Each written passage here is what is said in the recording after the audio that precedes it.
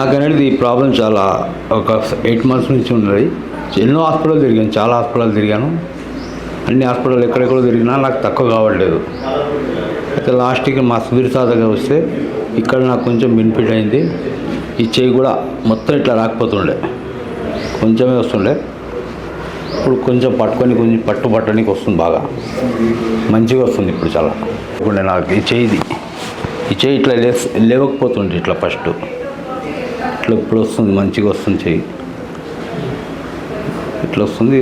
చాలా బెనిఫిట్ అవుతుంది నాకు, ఇది చాలా మంచిగా ఉంది. 1.5 months అయింది అంతే ఇక్కడికి వచ్చి.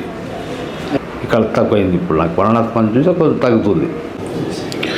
చోటేమియా మన దగ్గర 1.5 month నుంచి వస్తున్నాడు. ఆల్మోస్ట్ తను ప్రొఫెషన్ డ్రైవర్, తను లాంగ్ వెళ్తారు బాగా. ఆల్మోస్ట్ 30-40 years నుంచి తను డ్రైవింగ్ చేస్తున్నాడు, ఆ ఫీల్డ్లో ఉన్నాడు. తనకి సమ్ లిఫ్ట్ చేస్తున్నప్పుడు బ్రేకిల్ ప్లెక్సస్ ఇంజురీ అయింది. ఇంజురీ అయిన తర్వాత తనకి మూమెంట్ లేదు, కంప్లీట్ ఇట్లా ఉండింది. ఇక్కడ నుంచి అన్నారు కంప్లీట్గా 1 or 2 hours అక్కడ నుంచి హిండర్ అయ్యి తనకి కాళ్ళల్లో కూడా పట్టు తగ్గింది, కాళ్ళల్లో కూడా స్పర్శ తగ్గింది, అండ్ హ్యాండ్లో ఈ ఒక సైడ్ నుంచి అంత స్పర్శ తగ్గింది. మూమెంట్స్ పూర్తిగా లేవు.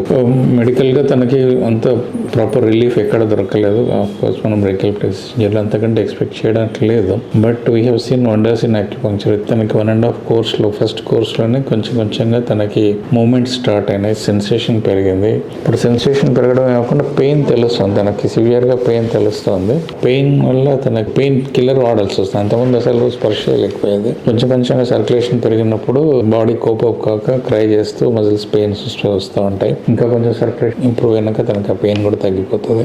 సో నర్వ్ రీఎడ్యుకేట్ అవుతుంది. తనకి హ్యాండ్ పైకి కూడా లేసేది కాదు, హ్యాండ్ మూమెంట్ పైకి వస్తుంది, ఫింగర్ మూమెంట్స్ వచ్చినాయి.